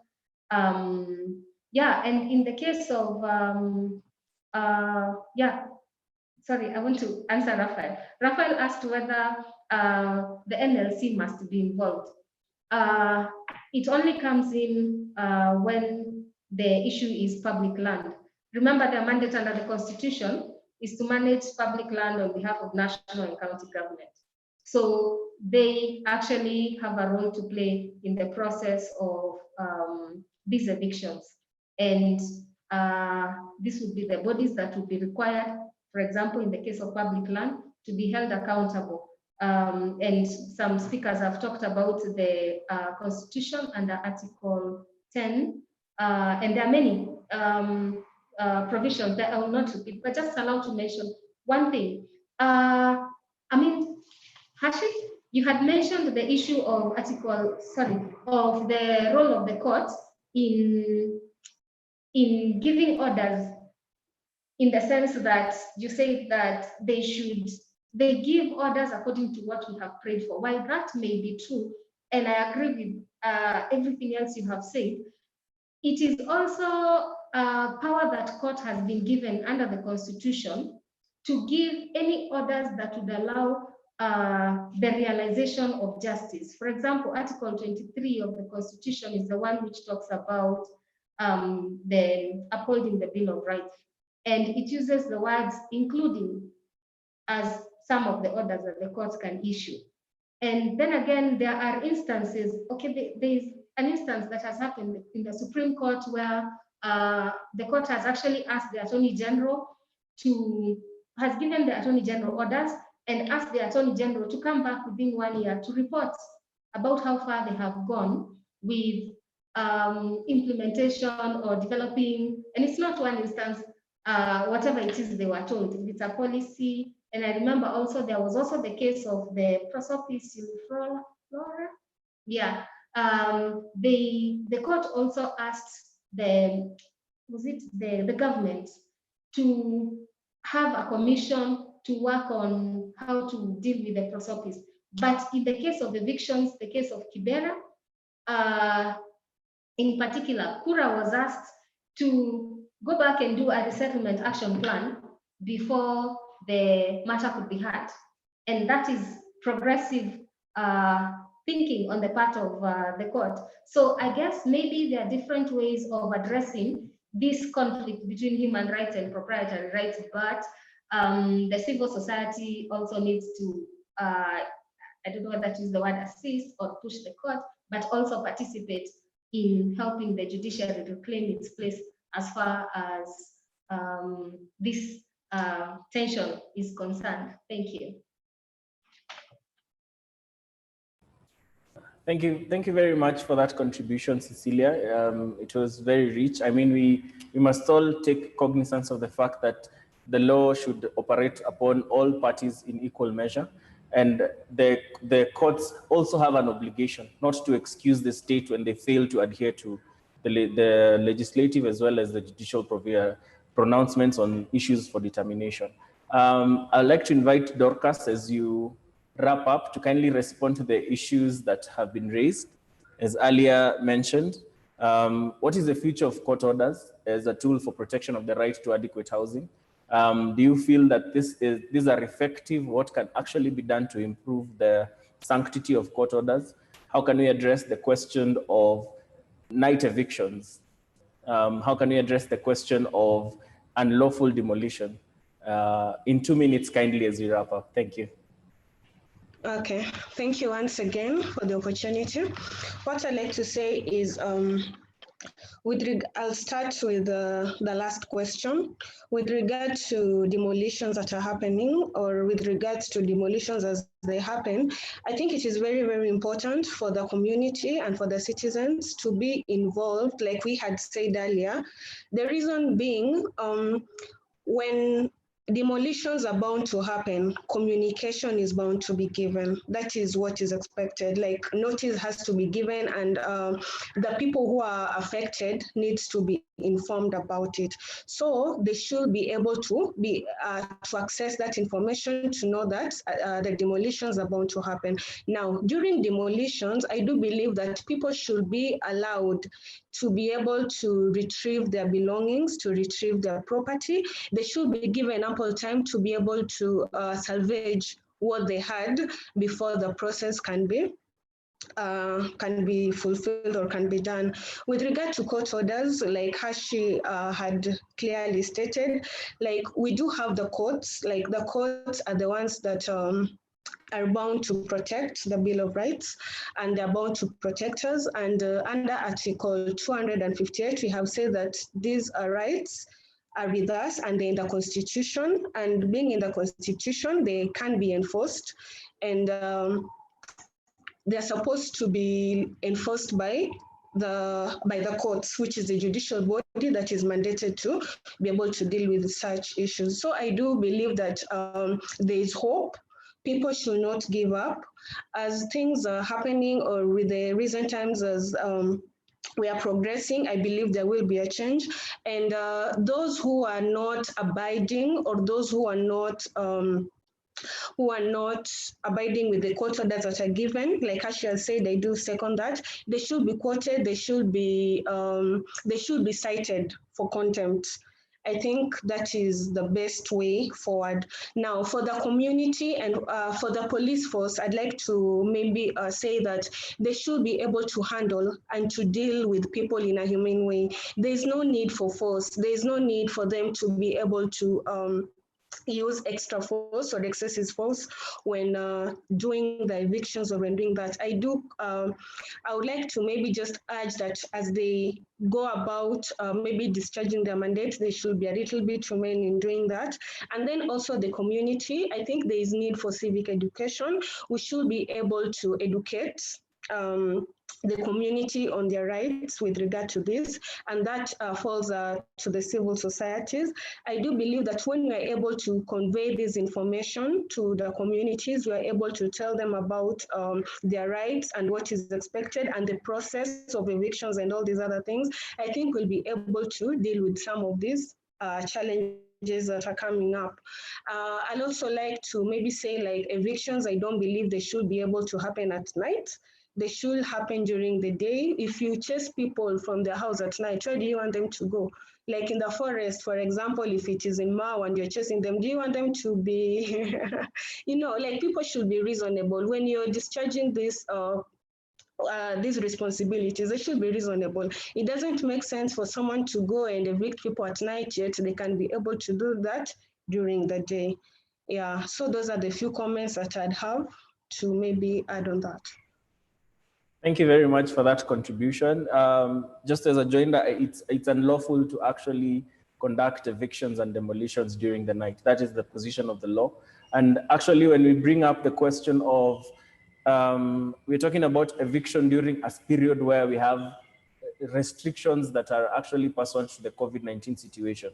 So you have told people to stay at home, and then you have actually gone ahead to demolish those homes at night at a point where they're actually liable for arrest because of breaching curfew and other regulations. I mean, the question of humanity has actually been defeated by that particular purpose. Thank you very much for that contribution. I want to give Faith 1 minute to address a question that had earlier been put to her. On the question of title deeds, we've gotten a very interesting example as far as the Mao evictions are concerned. Is security of tenure security of tenure? Are we secure by saying that I have a piece of paper that says I am the lawful owner of this particular parcel of land? Am I secure from forced eviction? Am I safeguarded from exploitation and demolition? Is it really a solution to say that title deeds have been issued? Are these settlements protected by the existence of title deeds? In just 1 minute. Welcome, Faith. Okay. Thank you very much, Peter. The example you've given, the Mao, the people who were evicted in the Mao, they were people who had bought land. Maybe the title that was passed to these people was not good because it was grabbed land, then they passed it over. You have to understand that the mistake in Mao happened just before independence, I think 1963, where Mao has 23 parcels of land, and the Municipal Council of Narok handed over 22 and left one big portion. This one big portion was managed by the Municipal County Council of Narok at its own discretion. So when it came to handing over, the powerful barons sold that land to second buyers and third buyers who had no idea that they are being sold for land that does not have good paper. So passing of property to second and third buyers had a mistake even from the onset. I know for sure that most of them bought that land at market value in good faith. One of the things we should pursue for some of them is to get some sort of justice. So when you're talking about secure tenure because you have a paper or secure tenure because you have title, one of the things I normally say that we should not allow skewed systems to tell us that you are only entitled to your piece of land because you have a paper. What about people who live on community lands, who have never been registered, or that land does not have documented rights? They do not have papers. So if they do not have papers, are we saying that then that land is not yours because you do not have a paper to indicate that? I'd say that it is very important for occupants of a piece of land to understand their bundle of rights. Once you understand your bundle of rights, then you're able to identify and claim your rights. Land is a political issue. It's always in the campaign exercise and shenanigans every other 5 years. So as right claimants, we should understand our bundle of rights so that we can claim our bundle of rights. Title deeds, they're good. I'm not in any way saying that they are not good or devaluing title deeds, but the important thing is for a right claimant to understand what their rights are and how to claim their rights, and the process should be flexible enough to allow even the indigent communities that live in the Mau, to allow the urban poor to be able to also claim their entitlement on the habitats they live on. Thank you.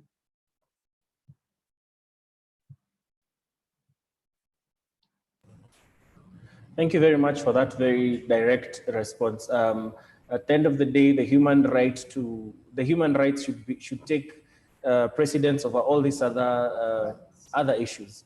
The question of protection of human dignity must circumvent the issue of title, ownership, and what have you. Thank you very much for that contribution. Mr. Orlando, I will add another question to your cluster. We've just received a final question from a participant who seeks to understand how has donor aid been addressed as a question of how has the government responded to how have the donors responded to how the government opts to implement these donor-funded projects? As the Kariobangi situation is a good example, have we as civil society engaged these primary donors and actually informed them that for the implementation of this particular aid, these are the lengths that the government has gone to and breach these specific human rights for these specific communities? So kindly, I'll give you 3 minutes to address your question as well as respond to that particular query. Thank you, Karim. It's indeed true that the civil society organizations and communities have approached donors who fund some of these projects. And you've had cases where the donor funding has been withdrawn. There's a matter that we jointly work with Haki Jamii and Amnesty on, that is the missing links road that is in an informal settlement called Deep Sea. And the framing of the contracts is that the government of Kenya shall implement the resettlement action plans. And when you come at the domestic level, then you notice that we don't have proper parameters to implement in the resettlement action plans. So that then that creates a limitation that in the agreements that the donors have with the country is that when implementing the infrastructure development programs, the government shall take the responsibility and allocate resources towards implementation of the settlement action plan. So then what you notice is that we've got varied forms of resettlement action plans and how they are structured and how they are worded, and the intention of implementing them is normally vague. So in most occasions, we notice that be it the Kenya Urban Roads Authority, be it the Kenya National Highway Authority, be it now Nairobi Water and Sewerage Company, seldom implement the resettlement action plan. Then Hashi spoke very well about the role of the judiciary, but we highly suspect that they are being revisited. I am not very sure that we were warned in 2017 that the judiciary shall be revisited. But seemingly, we were not very keen to notice that this will have a ripple effect on access to economic and social rights. When we had COVID-19, it came to the realization of government that we need to provide water, which is a basic right, to informal settlements 3 months for free.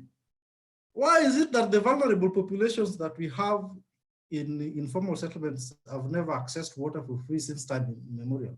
Why is it that when we hear now that we have a pandemic, then we have got a feeling that we need to ensure that Kibra has got access to water for 3 months? It indicates that the government acknowledges the danger that they pose to residents in informal settlement and the country at large by not having sustained policy directions towards implementation of socio-economic rights. And this also applies to now the famous economic stimulus program that was read by the president, that you tell a small and medium enterprise person to be able to access credit. But when they access credit to be able to boost their businesses and, home, they found that their homes have been demolished by Nairobi Water and Sewerage Company. And that's why when I said at the initial stage that we've got a confused government in terms of policy, and perhaps we'll have people like Kiriba and Faith run the ministries, then someone may think that we are bashing government. But in reality, you cannot, as a government during this time, come up with an economic stimulus program and give these people credit. Then you go and demolish their homes. Unless these people who are running small and medium enterprises come from Karen and Runda, and perhaps Horatio and other high-end estates, and they are able to, pay their rent comfortably. But we know that they are the driving force of the city. That Kibra is next to, industrial area. That Kawangware is next to industrial area. That, when you go to Madare, Madare serves that other bit, and that Runda gets its flavor from Madare. So then, as a nation, and we should urge our government and politicize access to basic services, because allocation of resources is about a political process. And when we go to Article 43, we say that the two major concepts are the concepts on, progressive realization and allocation of maximum available resources. And we cannot behave in such a manner that we destroy people's homes and come up with policies that then do not justify what we do as a nation. Thank you, Kiriba. Thank you very much for that contribution, Orlando. You must have missed the first part of the question, which I'd like you to address in under a minute kindly, where they're asking, the question was, how do we address the question of political victimization, urban poor planning, and addressing the inadequacy of the eviction and resettlement framework?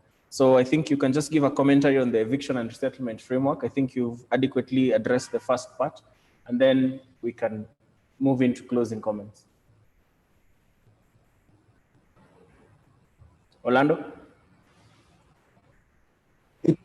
It's always been my position that the Land Act under the Resettlement Fund provides for allocation of resources to cushion those who come from, from low-income areas and settlement, and provide a settlement process to whom we can call, the not squatter is a bad language, but whom we call people who lack access to land.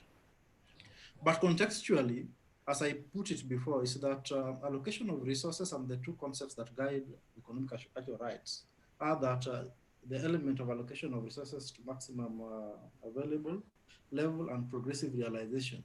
That as people, we should track the process of public participation. The only unfortunate bit is that this normally ends when we make our proposals. We don't go as a people to then first track from the end and say that, okay, fine, now we've allocated resources, and these are the projects that we are earmarked. Then what have these, what have these resources been expended on? So then that brings the political question that comes with progressive realization of economic and cultural rights and allocation of resources. And I think it's something that Akijami does very well in terms of the budget and policy program. That how do we link housing, how do we link health, how do we link right to water to the allocation of resources.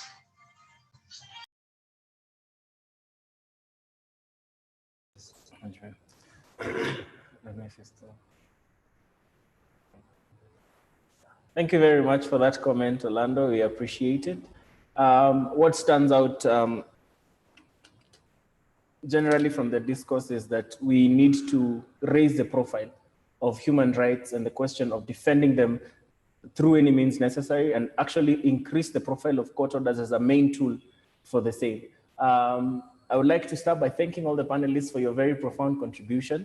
I'll give each of you a minute to give your closing remarks. We will start in the same order that we commenced the discussion. I invite Hashi to be the first to give the closing remarks. You're welcome. Thank you, everyone, and thank you for the questions. They're quite insightful. For my 1 minute, I'll try and conclude under 1 minute. I think what the message we need to send out to everyone, and especially to our fellow brothers and sisters, is that we shouldn't despair. Kenya is a resilient country, and the Kenyan people, we are resilient people. What I want to remind Kenyans is that the National Land Policy gave government an expectation that they need to establish a framework for eviction based on international standards. That was in 2009. That was the aspiration of the Kenyan people in 2009. That policy is up for review now, having lapsed 10 years. So we still have a window of opportunity to put our claims through the revised or the review of the national policy to find out that it has failed, and we need to notice that failure and probably put up a proper framework for eviction that includes mapping out the country to look at where we have potential eviction hotspots and trying to find a resettlement action plan for those people prior to that eviction happening. But so we shouldn't despair. And I'll leave you with one word in the preamble of our constitution that says that the aspiration of all Kenyans is one day for a government based on essential values of human rights, equality, freedom, democracy, social justice, and a rule of law. So governments come and go, but we as the people of the Republic of Kenya are here to stay. We will stick together, members of the private sector, civil society, and we will try as much as possible in whichever opportunity we get to stand with the people and serve the people as much as we can. So we need to ensure that the message we send out to the people is that do not despair. People who are human rights activists, civil society, private sector, and people of like-mindedness will stand with the Kenyan population, and we will stand with them at the time of need, no matter what. So we will at one time probably have a system where human rights, rule of law, and dignity is respected. So let's not despair. We are a resilient people. We have seen a lot, and we will continue protecting our sovereignty and continue insisting on our resilience. So it should not be taken for granted, but we know we will surpass anything that has been thrown at us, and we will come out on the other side stronger. But we will not stop making the noise, and we should never stop making the noise. So the space should always be there, and it might take a lot of sacrifices, but we must be able to be among those who will stand to be counted for a good cause. So I thank you all, and I don't take it for granted that you all took your time to be here with us today. So thank you so much. Thank you very much for that closing remark. I will invite Remark to also make the closing statement. Okay, thank you very much. I will also say something on the National Land Policy, 7 November number 3 of 2009. There was provisions which was provided for enumeration. The National Land Commissioner had some powers of doing enumeration all over the country in those areas where we have informal settlement, and then we come with a settlement plan. So to me, what I will say is that this new National Land Commission, which is in place now, they are also supposed to do that work by helping the Minister of Land to come up with an inventory countrywide and citywide to know the total number of lands which occupy public land, which occupy private land, and fragile areas, so that now these areas should be incorporated in the Slum Renewal Program and the Big Four agenda, so that now we can deal with this problem of informal settlement and evictions every now and then. To that issue, the only way is to use also the Article 43B it must be looked into because it has no weight. It is just to say adequate housing, but there is no guideline on how people would access the adequate housing, affordable housing. So to me, I propose that the civil society to see how they can also fight for amendment of this article, which just only say adequate housing without any support. Thank you very much. And that's quite important because it raises the question of progressive realization of these rights, which has actually been over time abused as an excuse to actually ignore or fail to implement them. So thank you very much for that contribution, Mr. Rema. I'll invite Faith to give the closing remark. Thank you very much, Peter. Thank you for this opportunity and thank you for all that I've logged on. I'd say to the government, there should be two custodians and